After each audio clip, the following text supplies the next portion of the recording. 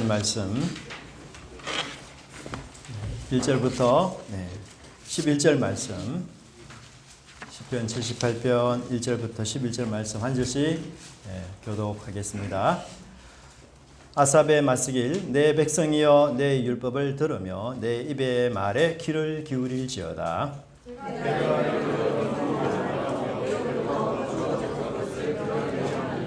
이는 우리가 들어서 아는 바요 우리의 조상들이 우리에게 전한 바라.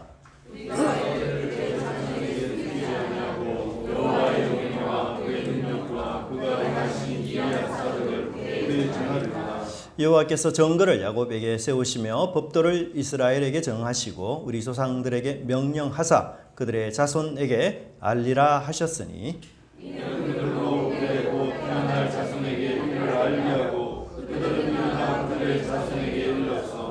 그들로 그들의 소망을 하나님께 두며 하나님께서 행하신 일을 잊지 아니하고 오직 그의 계명을 지켜서 그들의 조상들 곧 완고하고 약하여 그들의 마음이 정직하지 못하며 그 심령이 하나님께 순종하지 아니하는 세대와 같이 되지 아니하게 하려 하심이로다. 에브라임 자손은 무기를 갖추었으며 활을 가졌으나 전쟁의 날에 물러갔도다. 그들이 하나님의 언약을 지키지 아니하고 그의 율법 주행을 거절하며 여호와께서 행하신 것과 그들에게 보이신 그 기이한 일을 잊었도다. 아멘. 네, 우리 주변 분하고 인사했으면 좋겠습니다. 만나서 반갑습니다. 네, 잘 오셨습니다. 네, 잘 오셨습니다. 여기 정영미 수사님 맞죠? 네, 반갑습니다. 잘 오셨습니다. 아유, 네, 감사합니다. 기안교회에서 참 저희 미련하고 못난 사람을 이렇게 세워주셔서 진심으로 감사를 드리고, 우리 성도님들의 한 분 한 분 진심이 그 한 표 한 표에 제가 있음을 잘 알고, 저도 진심과 전심을 다해서 하나님과 교회를 섬기는 그런 목사가 되도록 노력하겠습니다. 저 혼자만이 아니고 사실 함께 다 같이 가야 되는 길이죠. 그래서 우리가 주님을 머리로 해서 하나님을 잘 섬기고 또한 복음을 드러내고 또 말씀과 봉사에 능한 그런 교회가 되도록 우리가 함께 힘을 쓰고 또한 힘을 모아 주시고 그렇게 주님 앞에 살아갔으면 좋겠습니다.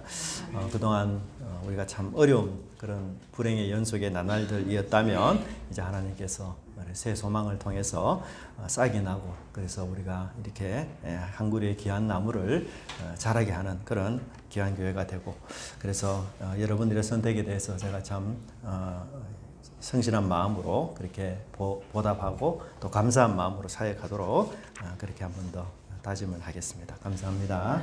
네. 60, 70년 전만 하더라도 우리 한국은 굉장히 참 볼품 없는 그런 나라였던 거죠. 제가 초등학교, 중학교, 고등학교, 대학교를 사실 침산동 근처 집에서 다 다녔습니다. 초등학교 시절만 하더라도 푸세식 변소에다가 세수하기 위해서는 마당에 하나뿐인 그 수도 거기서 했고요. 제 기억에는 그래도 저희 집 마당에 물펌프가 있어가지고 여름에는 시원한 물을 이렇게 길어서 등목도 그렇게 하기도 했습니다. 사실 우리 주부들이 부엌에서 물을 굉장히 많이 사용하는데 뭐 수도 시설이 안 돼 있잖아요. 그렇게 해서 그 항상 마당에 있는 수도에서 물을 이렇게 담아가지고 집에 부엌으로 이렇게 옮기기도 하고, 고된 가사였고 또 연탄도 갈고 뭐 참 어려운 일 많았죠. 물론 뭐 60, 70년대는 그렇게 살았지만 저보다도 더 열악한 상황 속에 살았던 분들도 많습니다. 우리 추집사님하고 얘기해 보니까 저보다 더 험하고, 예, 뭐 완전 시골 깡촌에 사셔가지고 그냥 호롱불을 벗삼아서 그렇게 사셨고, 도시의 그 기술 혜택 뭐 이런 거 전혀 경험하지 못한 채 그게 참 적박한 그런 힘든 젊은 시절을 보냈던 것 같아요. 근데 지금 우리 사회가 어떻습니까? 사실은 뭐 놀랍게 변화되고 바꾸어지고 그렇게 되지 않았어요. 물론 뭐 이러한 발전은 엄지가 분명히 있습니다. 그래서 제가 재미난 그림을 한번 보니까요, 이 참 시대를 비교하는 재미난 그림입니다. 과거에는 모니터가 컸는데 이제는 모니터가 줄어들고 사람이 오히려 배가 다 나왔어요. 예전에는 신문 들고 이렇게 다 봤는데 지금은 휴대폰으로 전부 감상하고요. 예전에는 참 연 날리고 그랬죠, 우리 어릴 때. 근데 지금은 드론 날리는 이런 시절이 되어 버렸습니다. 옛날에는 우리 아빠가 전화 받으면 뭐 그죠? 가정이 참 아빠 전화 받는데 조용하라고 이렇게 하기도 했죠. 지금은 어떻습니까? 휴대폰으로 각기정도 다 하고 있죠. 너무 참 정이 말라가는. 그리고 이제 모니터가 굵어지고 대신에 또 짧아지면서 사람 예전에는 우리 아이들은 놀면은 해가 빠져도 놀고 있어가지고 이놈 찾으러 다녀야 되잖아요. 근데 지금은 뭐예요? 바깥으로 놀러 가라고 이제 애들 쫓아내도 안 가는 이런 상황입니다. 정말. 그리고 예전에는 참 우리 주부들이 참 노동력 하면서 참 밭에서 험한 일 많이 했잖아요. 근데 지금은 필라테스 다니면서 다른 걸 또 끌고 몸의 건강을 위해서 이렇게 하는 것 같아요. 예전 같은 경우는 우리 참 스승의 날 되고 이러면은 그 참 학교가 정겨웠잖아요. 그래서 선생님께 감사하는 마음으로 꽃다발도 주고 이러는데 지금은 어떻습니까? 총 안 들이대면 다행이죠. 그렇죠? 참 너무 끔찍한 세상이 되어버렸어. 예전에 우리 스타일이 이렇게 많이 바뀌기도 하고 됩니다. 참 요즘은 또 이렇게 몸에 문신하는 게 하나의 또 어떤 풍조가 돼가지고 그죠? 이런 시대 속에 우리 지금 살고 있는데요. 참 어떤 발전이든지 사실 발전하는 이면에는 좋은 요소만 분명히 있는 건 아니고요. 항상 우리 엄지가 있습니다. 그래서 발전하고 좋아지고 나아지면서 우리가 엄지 부분이 없는가? 우리 교회도 마찬가지예요. 우리 교회도 자라고 성장하면서 좋은 것 분명히 나아가는 거 맞죠? 더 좋아지는 것. 그럼에도 불구하고 그러면서 동시에 우리가 엄지 부분이 없는가? 이런 것들을 항상 면밀히 갖추어야만 우리 교회가 성숙하고도 또 하나님이 원하는 그런 교회가 되지 않나 그런 생각이 들어요. 여하튼 우리 한국의 경제 발전은 정말 뭐 어느 나라에서도 볼 수 없는 너무나도 획기적인 것이었고요. 제가 한 10년 전에 우리 미얀마에서 모 신학교에서 우리 신학생들을 대상으로 강의를 이렇게 했었습니다. 근데 강의가 끝난 이후에 한 신학교 학생이 한국의 경제 발전이 너무너무 놀라운데 우리나라는 뭐 100년이 지나도 그냥 제자리 걸음이다. 어떻게 이렇게 아직도 후진국 상태에서 너무 처참하고 어렵게 살고 있는데 그 비결이 뭐냐? 저한테 이렇게 묻길래 제가 전문가도 아니고 뭐 경제 발전 하고만 이야기하기는 그렇고 정치적인 뭐 연결점도 안 있겠습니까? 그래서 뭐 이런저런 이야기하면서 제가 우리 한국에는 참 그 중요한 특별한 그 빼놓을 수 없는 그 중요한 요인이 있다면 바로 교육열이 아닌가 그런 생각을 제가 그분에게 드렸던 것 같아요. 물론 지금 시대는 과거와 많이 달리 그렇게 뭐 우리가 꼭 대학교로 가야 성공한다 뭐 이런 것이라기보다는 일찍 자기의 그 어떤 달란트나 이런 것들을 잘 발견해 가지고 각자의 그 꿈과 비전을 향해 가는 길 그게 오히려 뭐 사실 성공 확률이 높은 그런 상황인 사실이죠. 사실 그러나 어릴 때만 하더라도 사실 제 주변에 보면 우리 부모님들의 꿈은 우리 자녀들을 어디에 보내는 거예요? 대학교에 보내는 거예요. 그래서 우리 자녀들을 대학교에 보내는 일에 우리 부모님들이 정말 목숨을 걸 만큼 대단한 열정으로 자녀들 공부시키고 뒷바라지하고 그 교육에 대한 열정만큼은 정말 우리 한국이 어떤 나라에도 뒤지지 않는 물론 그것 때문에 또 부작용이 있긴 했지만 그래서 그런 어떤 교육열이 이것이 사실 우리 이 경제적인 어떤 힘을 얻는데 중요한 요인이 되고 또 기반이 되지 않았나 그런 생각이 많이 들기도 합니다. 사실 뭐 차원이 좀 다르기도 하지만 이스라엘 백성들도 긴 세월 동안 그들의 어떤 신앙적 정체성 이것을 유지할 수 있었던 또 보존할 수 있었던 가장 궁극적인 이유가 바로 신앙교육, 말씀교육에 달려있다라고 말해도 과언이 아닙니다. 그래서 이 말씀교육, 신앙교육은 단지 한 개인의 문제가 아니고 한 나라의 흥망성쇠가 걸려있는 그런 것으로 성경은 말해주고 있습니다. 여러분 보통 나라들이요 국가가 빼앗기고 이게 참탈이 되면요 보통 100년 정도 지나면 이 정체성이 다 사라져 버려요. 역사적 흔적 속에서 민족이라는 이 테두리가 다 깨어져 버립니다. 근데 유대인들은 나라를 잃고도 100년이 아니라 1000년이 아니라 무려 2500년이 지나도 그 유대인의 정체성, 그 민족의 동질성 이것을 전혀 잊어버리지 않았어요. 그러니까 이 세계에서 정말 유일한 나라예요. 전 세계적으로 봐도. 그러니까 정말 놀랍지 않을 수 없는 놀랍지 않은 그런 위대한 나라인 거죠. 그 비결이 뭘까? 그러니까 유대인들이 대부분 이 교육에 대한 관심이 굉장히 많아요. 탈무드에 이런 이야기가 있는데 어느 마을에 이 감찰단이 가서 이 마을을 지키고 있는 사람을 나를 좀 불러달라 이렇게 말하니까 그 마을을 지키고 있는 사람이라고 생각하면 보통 우리가 경찰서장을 생각하잖아요. 그래서 경찰서장을 불러들였어요. 근데 그 감찰단이 아니라 경찰서장이 아니고 이 마을을 지키고 있는 사람을 보내달라. 그 다음에 수비대장이 또 나왔어요. 근데 이분이 하는 말이 아니 경찰대장도 수비대장도 아니고 이 마을을 지키고 있는 사람은 교육자니까 선생님을 불러달라. 그렇게 이야기를 했어요. 그러니까 참 놀라운 생각이죠. 예, 우리나라 같으면 이 마을을 지키고 있는 사람, 이런 국방과 연결시켜서 이렇게 대답할 수 있는데 이 유대인들은 마을을 지키는 사람이 뭐 수비대나 경찰이 아니라 오히려 교육자들, 학교 교사들, 선생님들, 이 사람들이 우리 마을을 지키는 사람이다. 그렇게 이야기하는 것을 보게 돼요. 그래서 이 탈무드의 얘기는 이 유대인들이 교육자들을 얼마나 소중히 여기고 아주 귀중한 사람으로 보고 그리고 이 유대 사회에서 존중받아야 될 1위의 직업의 사람 뭐냐? 사실 경찰서장 무슨 수비대장이 아니라 교육자들.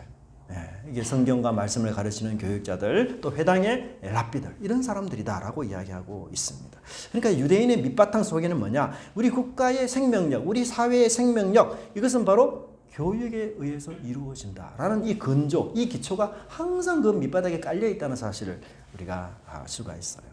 근데 오늘 참 우리 사회는 그렇지 못하죠. 우리 교육자가 정말 냉대를 받고 찬밥 신세를 면치 못하고 그래서 이제 이렇게 교육이 어긋나고 잘못되니까 그 교육이 잘못되고 어긋난 교육에서 이렇게 길러진 사람들이 일단 질서가 무너지고 또 뭐 이 어떤 정의, 공의보다는 권력과 힘을 더 따르는 그런 이런 모습들이 우리 속에 있지 않는가 그 생각이 참 많이 듭니다. 사실 여러분 유대 나라는 그 긴 역사를 돌아보면 정말 항상 제국과 다투었던 나라가 유대 나라였어요. 애국과도 다투었죠. 애굽이 끝나니까 또 아수르.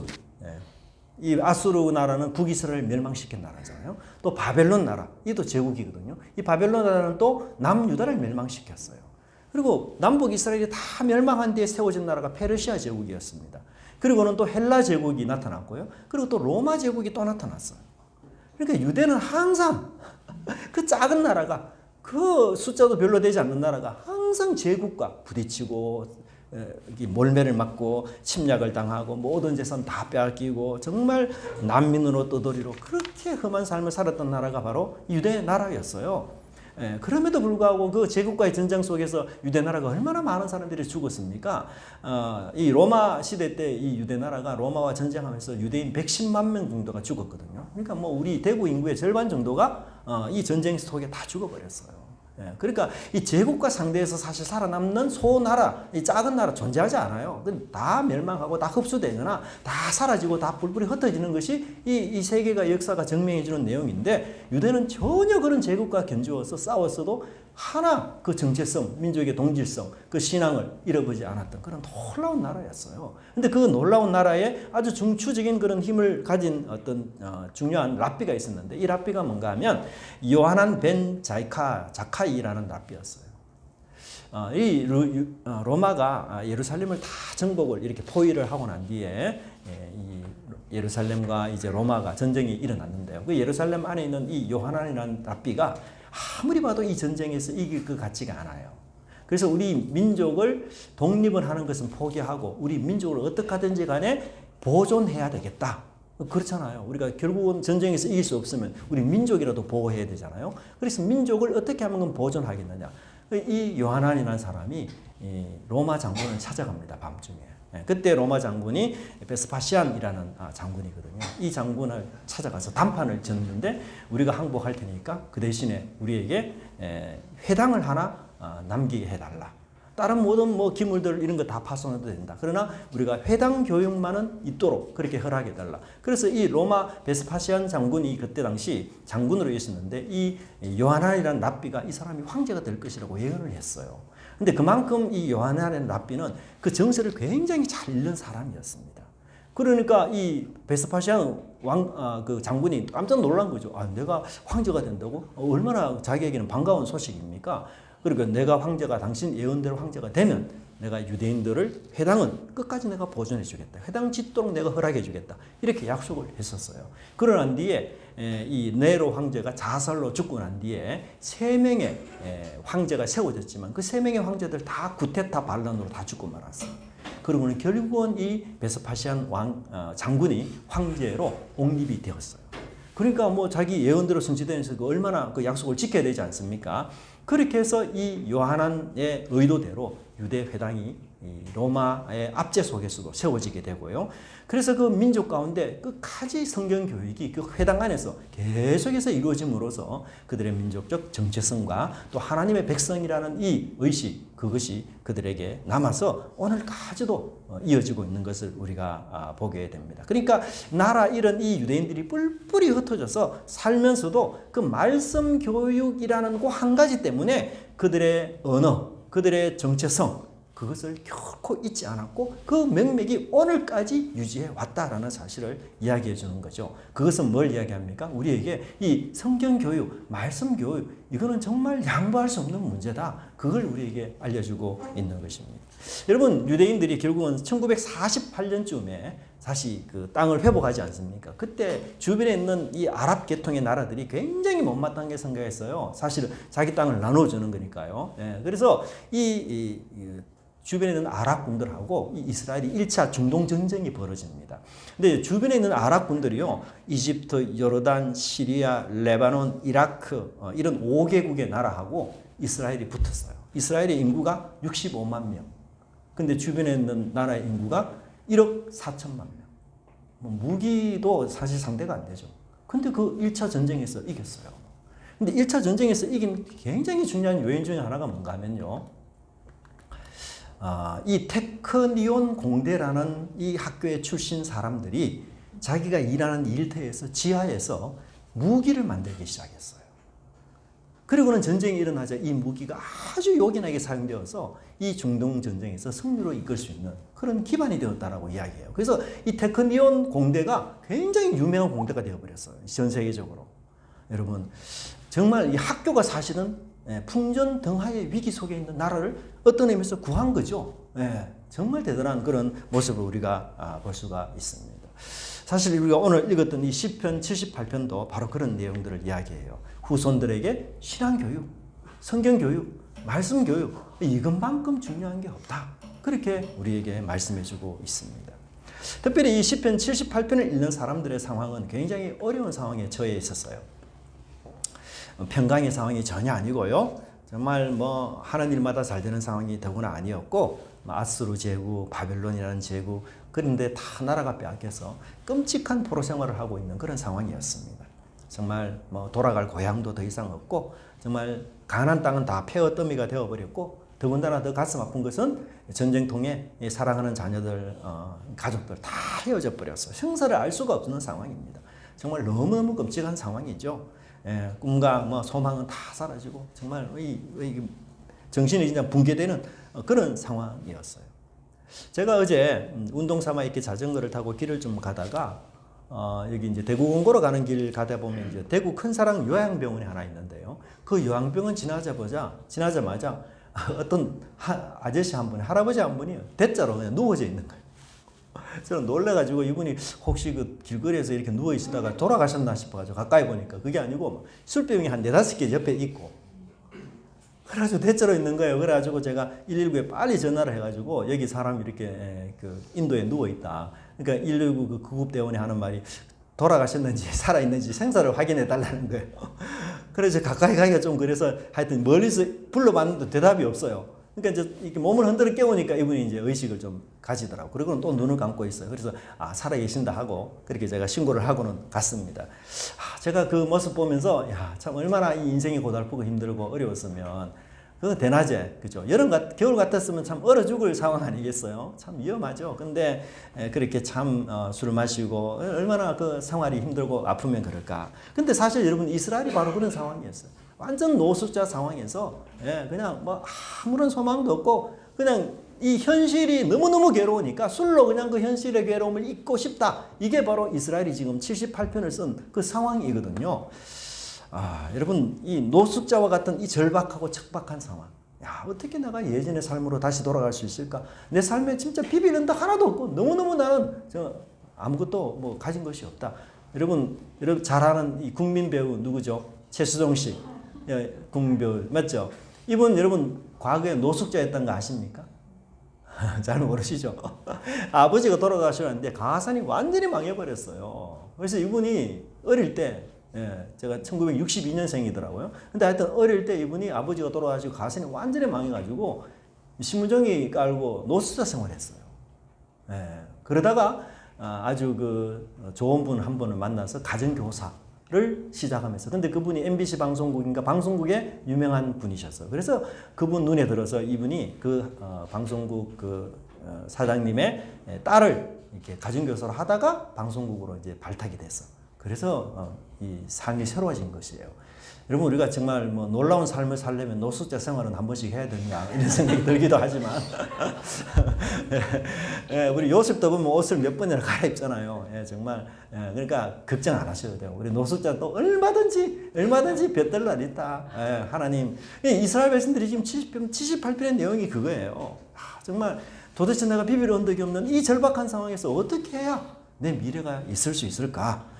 정말 물질, 그 사회적 지위, 그런 것이 없어서 내가 지금 이런 생활을 할까? 그 물질과 사회적 어떤 그 지위가 정말 우리의 미래를 보장해 주는가? 그렇지 않다는 거예요.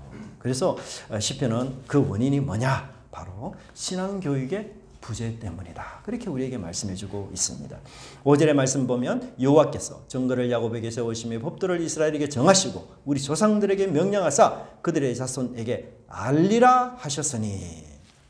그러니까 하나님이 우리에게 말씀을 주신 이유는 이 말씀이 대대 후손대로 전해지고 증거되어져서 그들이 하나님을 잊지 않고 하나님을 떠나지 않고 하나님을 기억하는 사람으로 세워지도록, 하나님 그렇게 우리에게 교육의 사명, 말씀을 가르치고 전파하는 사명, 그 사명 우리 부모에게 있는데 그 사명을 소홀히 한 거예요. 그 사명 조상들에게 있는데 조상들이 그 사명을 팽개친 것이에요. 그러니까 후손들이 어떻습니까? 말씀이 망각되니까 하나님을 떠나고, 7절의 말씀에 보면 하나님께 소망을 두지 않고 생명 되신 하나님을 떠나버리는, 그래서 결국은 어떤 삶이 됩니까? 패배와 수치와 무능의 삶으로 그렇게 나아가고 말았다라는 사실을 우리에게 강조해 주고 있습니다. 예전에 제 아내가 유튜브 영상 하나를 보여줬는데, 비글리 부부의 하준파파라는 제목의 영상인데요. 여기 나오는 이 황태환 씨, 이분이 간증을 하는데, 이분이 어떤 간증을 하셨는가 하면, 자신의 어머님은 한 번도 남을 도와주라 이렇게 말하지 않았대요. 그 대신에 남을 도와주는 삶을 몸소 보여주었다는 것. 그리고 할아버지도 어려운 이웃을 도와주는 삶을 몸소 실천했다고 해요. 그래서 이분이 그 삶을 본받고 자신도 이렇게 남을 도와주고 남에게 사랑을 베푸는 그런 삶이 자연스럽게 몸에 배었다라고 이야기를 해요.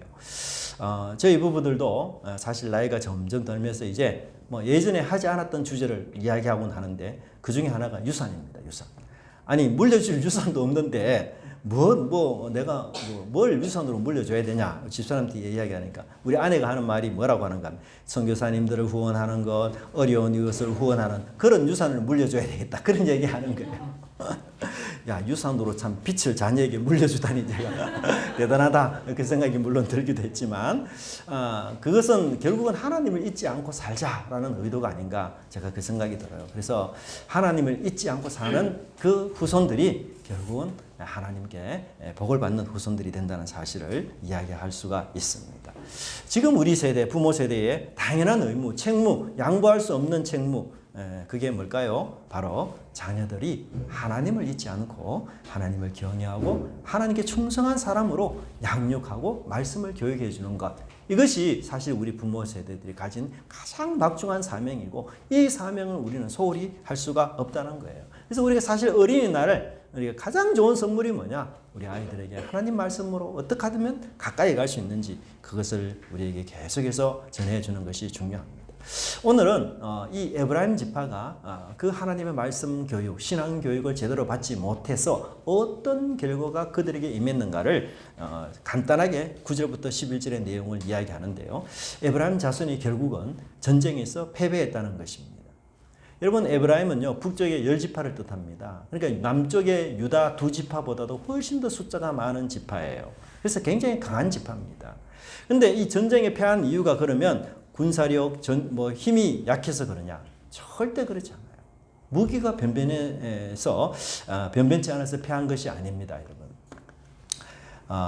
여기 9절에 보시면 그들이 무기와 활을 가졌다 이렇게 표현되는데 여기 나오는 활이라는 단어가 최상급으로 표현되어 있어요.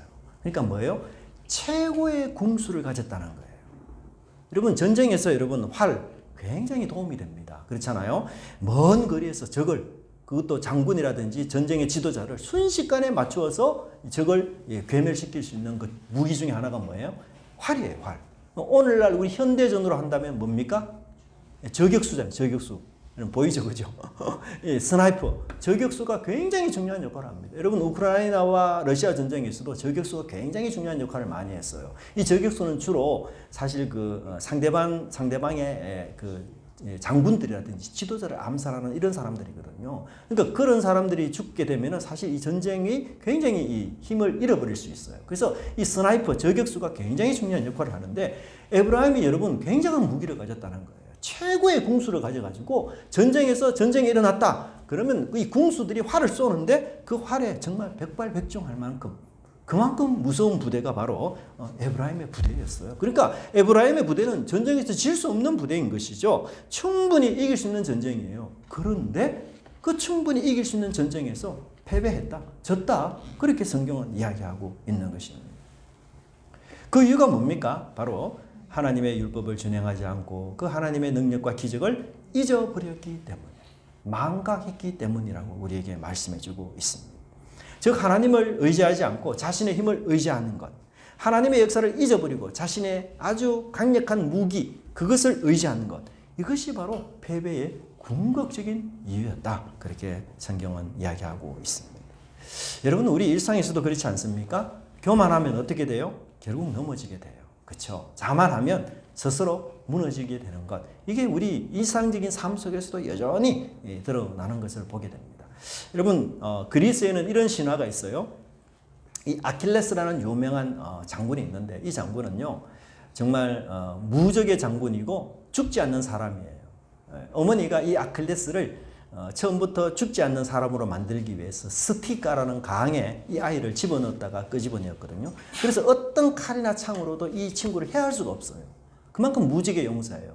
근데 이 친구가 언제 죽는가 하면 트로이의 전쟁에서 둘째 왕자 파리스가 쏜 화살에 맞아서, 발 뒤꿈치잖아요. 화살 보세요. 어디서 맞습니까? 발 뒤꿈치 화살에 맞아 결국 죽어요. 불사의 사람인데 어떻게 발 뒤꿈치에 맞아 죽지? 문제는 어머니가 이 아이를 스틱 강가에 담글 때 발목을 잡아가지고 이 물에 담갔다가 끄집어냈거든요. 그러니까 유일하게 스틱 강에 물이 닿지 않는 곳이 어디예요? 발 뒤꿈치예요. 그러니까 이게 자기에게 유일한 약점이에요. 근데 그 파리스라는 왕자는요, 굉장히 의기소침하고 급쟁이고 정말 남자답지 않는 그런 왕자거든요. 근데 그 무력한 왕자가 쏜 화살에 이 아킬레스가 그 불사의 장군이라고 할 수 있는 아킬레스가 맞아 결국 죽게 돼요. 정말 너무 허무한 그런 결과 아닙니까? 이걸 뭘 우리에게 이야기해 줍니까? 예기치 않는 일들, 수많은 변수들, 그리고 수많은 돌발 상황들, 우리가 알 수 없고 대처할 수 없는 수많은 일들이 전쟁 속이나 생활 속이나 삶 속에서 계속해서 일어나고 있기 때문에 우리가 가진 무기 그것만으로 자만하다가는 큰 코 다친다. 큰 코 다친다. 누구를 의지해야 됩니까? 하나님을 의지하는 것이 우리의 힘이요 능력이 된다. 그것을 성경은 우리에게 말해주고 있는 것이에요.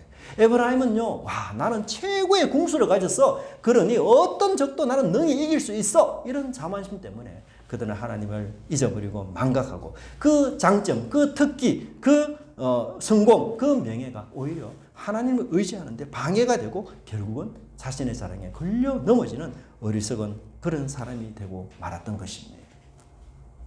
여러분 우리 인생의 삶을 가만히 한번 보세요. 우리 인생의 삶의 방향이 뭔가 하면요, 우리는 항상 뭔가 부족하고 뭔가 모자라고 이런 것들을 항상 채우는 방향으로 되어 있어요. 부족한 물질을 우리는 채우려고 애를 쓰고요. 부족한 실력을 우리는 채우려고 애를 쓰고요. 그래서 항상 부지런히 일하면서 내가 연약한 것, 내가 부족한 것, 내가 잘못된 것 이런 것들을 항상 우리는 채우는 방향으로 우리 삶에 그렇게 방향이 정해져 있어요. 근데 물론 그게 나쁜 게 아니에요. 근데 문제는 뭐냐면 그 방향, 그 목표 때문에 내가 하나님을 잊어버리는 것이 문제라는 거예요. 그 방향과 그 목표가 하나님이 되어져서 살아가는 것. 그것은 우리가 에브라임이 실패한 것처럼 동일한 실패를 반복할 수 있다는 사실입니다. 여러분, 에브라임이 어떤 사람이에요? 요셉의 아들 중에 둘째 아들이에요. 그런데 아버지 야곱이, 할아버지 야곱이 어떻게 해요? 어긋맞아서 축복했어요. 그래서 사실은 둘째가 장자의 축복을 받고 첫째가 차남의 축복을 받았습니다. 그러니까 에브라임은 선천적으로 둘째 사람이지만 장남의 축복을 받은 정말 복받은 사람이에요.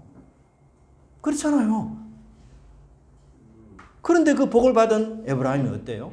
하나님을 잊어버리고 하나님을 망각하고 그렇게 함으로써 그 받은 복조차도 빼앗겨버리고 잃어버리고 전쟁에서 패배하는 그런 어리석은 사람이 되어버렸던 것이었어요. 하나님께서 그에게 장자의 복을 주셨지만 그것은 그 장자의 복을 유지할 수가 없었습니다. 모든 것을 빼앗기고 잃고 상실한. 그러면 그런 상태에 빠진 에브라임이 가장 뭘 해야 될까요? 가장 먼저 하나님을 기억하고 그 언약 안에서 우리가 충성하면서 하나님의 말씀으로 우리 주위의 사람들, 우리 가정들이 회복이 되고 교육하는 이런 일들이 우리 속에 일어날 때에 바로 하나님께서 다시 한번 우리에게 은혜와 축복으로 함께하는 그런 가정, 교회가 된다고 약속해주고 있습니다. 우리 은혜가 넘치는 교회는 미래가 있는 교회입니까? 소망이 있는 교회 맞습니까? 만일 우리가 미래가 있고 소망이 있는 교회라면 무엇을 근거로 우리는 그렇게 말할 수 있을까요? 우리 교회에 능력자가 많기 때문에, 우리 교회에 사회적으로 재정적으로 든든한 사람이 많기 때문일까요? 전혀 그렇지 않습니다. 유일한 소망은 뭐예요?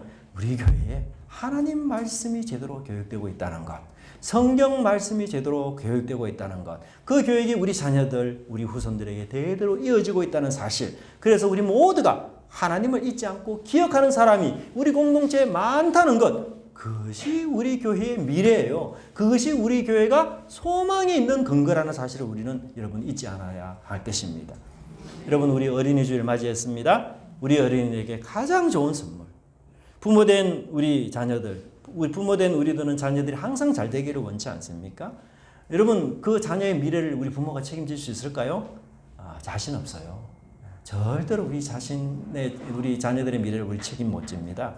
그렇다면 그들의 미래를 책임지고 인도해 줄 분이 누굽니까? 오직 하나님입니다. 그래서 말씀에 위탁하고 말씀을 맡겨서 말씀 교육과 성경 교육으로 다시 한번 우리가 소망 가운데 미래의 꿈을 꾸고 하나님 앞으로 나가는 저와 여러분의 귀한 삶이 되기를 간절히 바랍니다. 기도하겠습니다. 하나님 아버지, 감사합니다. 에브라임이 온갖 좋은 것을 얻었고 둘째지만 장남의 축복을 받으면서까지 하나님 그렇게 또한 최고의 궁수를 가질 만큼 전력도 탄탄하고 정말 남부럽지 않는 그런 존재였지만 하나님을 망각하고 하나님을 잊어버리고 하나님을 기억하지 아니하고 언약에 불순종함으로 이길 수 있는 전쟁에 패한 그런 역사적 상황을 저희들이 살펴보면서 하나님 우리에게도 동일한 모습이 일어나지 않을까 늘 두려워하며 에브라임의 실패와 패배가 우리 가정과 우리 자신의 사화상이 되지 않도록 하나님 저희들이 늘 깨워서 말씀으로 아버지 하나님 우리 교육하며 하나님 말씀을 우리 마음에 심겨서 우리의 미래의 인도자가 되시는 그 주님께 저희들의 인생과 일생을 드리며 살아가는 그러하여 소망 있고 미래가 있는 저희 교회 성도들 또한 저희 교회가 될 수 있도록 하나님께서 붙잡아 주시고 인도하여 주시옵소서. 감사드리고 예수님 이름으로 기도드리옵나이다. 아멘. 찬송곡